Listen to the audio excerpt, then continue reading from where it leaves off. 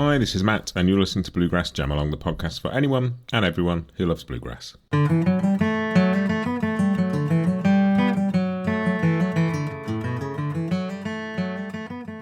Hey everybody, welcome back to another week of Bluegrass Jam Along. This is your Bluegrass Briefing for Monday the 11th of March 2024. So, first up, pod stuff. Last week, great interview with Ethan Sherman. I really enjoyed that. Fascinating. Really enjoyed his new record, really enjoyed the book, enjoyed talking about both of those things. If you didn't hear the interview with Ethan, go and listen to that. That was a lot of fun. This week, maybe slightly delayed getting the interview episode out. I've got a couple of things I'm recording this week, but neither of them are done yet. First one's tomorrow night, so it may be that the interview doesn't make it out until Thursday. I will do my best to get it out on Wednesday, but it's a bit of a tight turnaround to record it on a Tuesday and get it out on Wednesday, but we will see. It's been busy. But that's not going to stop lots of great content coming. I've got some really good stuff lined up, and I'm looking forward to getting it all out. So stick around, keep your ears peeled, and I will let you know about those as and when they come. It can get a bit tricky sometimes getting this podcast out around a full-time job, but it's always possible. There's always a bit of time, and I will squeeze it in. So I will keep going. I know I've been promising you a new set of tunes on the podcast. I haven't quite got around to it. I'm getting so many people saying yes to interviews. It's sort of next week, then it's next week, then it's next week. I will get there.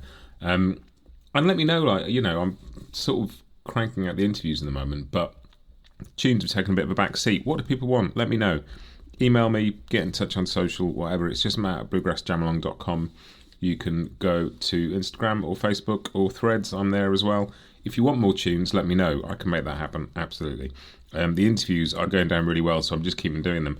But I would like to get back to getting some more tunes on there. But let me know. Do you have a preference? More tunes, more interviews, more of both? I don't mind. Let me know, and we will sort it out.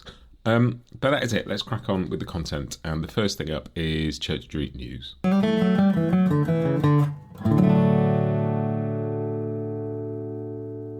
a couple of things to let you know about this week. First is the North Carolina Guitar Celebration, which is hosted by Bryan Sutton, June 1st.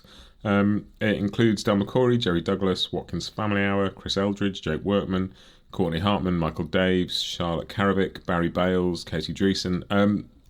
I should have had your attention about 4 names into that list. That's a cracking lineup.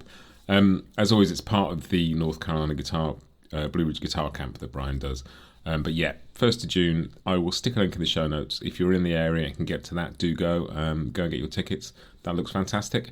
The other thing is another camp-related thing, actually. The Chris Thile Acoustic Camp is back. I think it was in upstate New York last year. This year is Pacific Grove, California, from August 22nd to the 26th. Based on what was reported last year, it sounds amazing.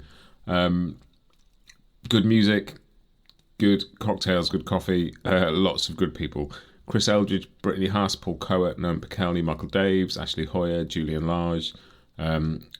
Sierra Hull is going to be there this year. I mean, it sounds like an extraordinary thing. I would love to be part of that, but it's a bit of a trek from here, so I will not be. But if you can get to Pacific Grove, California, from August the 22nd to the 26th, do go to the Chris Thile Acoustic Camp, because that sounds like an astonishing experience.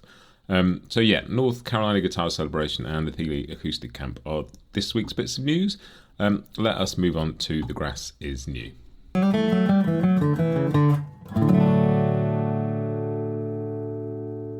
And The Grass that is new this week. There's a new single from Volume 5 called We Just Disagree on Mountain Fever Records. It's a track that was originally recorded by Dave Mason, but Volume 5 have just put a version of that out, which is great, and it's on the Grass is Mostly New playlist. So go and have a listen to that. And having put out the interview with Ethan Sherman last week, his record Passages is out now. Go and have a listen. There's some stuff from that in the playlist as well, but it's a great record. I really, really enjoyed it. Just really good stuff. Do go and check that out as well. So that's the Volume 5 track We Just Disagree and the Ethan Sherman record. And when I say playlist, for those of you who don't know, there's a link in the show notes to a playlist called The Grass is Mostly New 2024. And basically, as these Bluegrass briefings go on and the year goes on, I just stick a couple of things in every week, and we accumulate a nice sort of running playlist of lots of new stuff, and the occasional old bit as well. It's just a nice way of sort of filling our ears with some new music and seeing what's going on in the world of bluegrass and string band music. But that is the new release stuff for this week.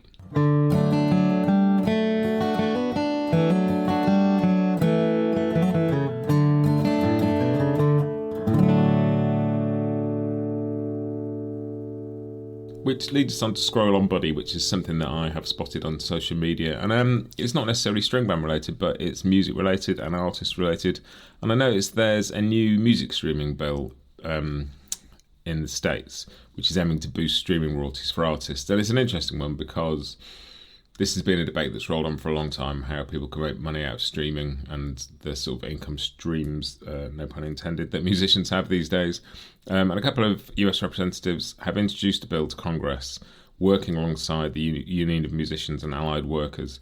And they've got a proposal that basically means that a 10% cut of streaming platforms' non-subscription revenue from things like ads would go to artists.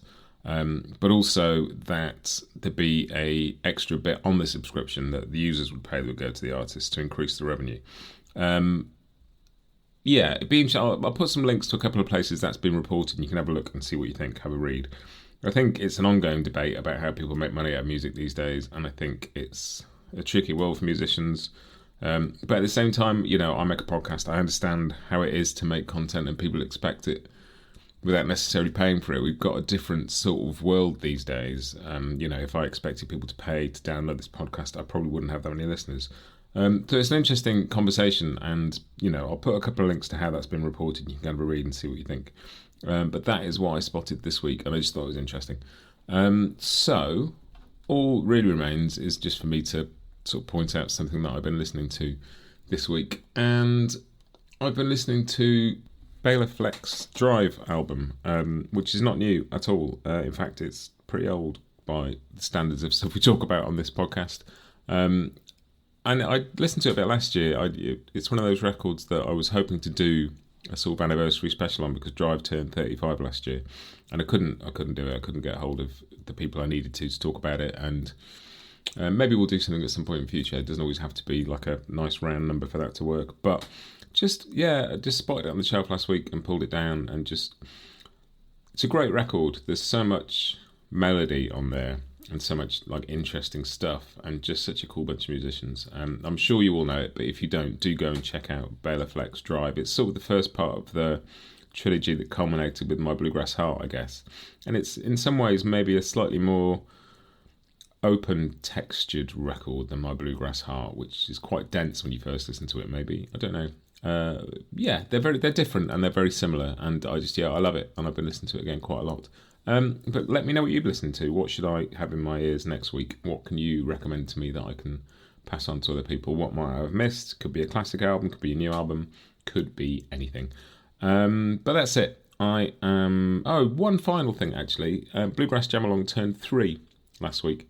And it's just a lovely moment of reflection of just thinking, wow, this strange little project that I started in the middle of lockdown when COVID was going on, that involved sticking a mic in a wardrobe in my bedroom and recording things as sort of simply as I could with one microphone and no equipment. And 3 years later, I still have one microphone and a tiny bit more equipment, but it's been astonishing. I've interviewed some of my absolute musical heroes. I've made some new musical heroes. I've met some people, chatted to some people, went to IBMA. I feel like I'm part of the little world of bluegrass in a way that I couldn't even have dreamed of 3 years ago. And it's all because people like you listen to this. So thank you for listening to these. Thank you for downloading, jamming along, listening, whatever it is you do.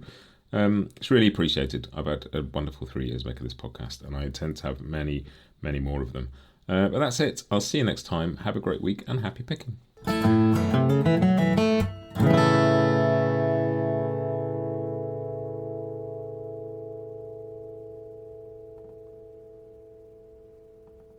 Bluegrass Jam Along is proud to be sponsored by Collings Guitars and Mandolins, making some of the finest guitars and mandolins in the world since the 1970s. Visit collingsguitars.com and find out why.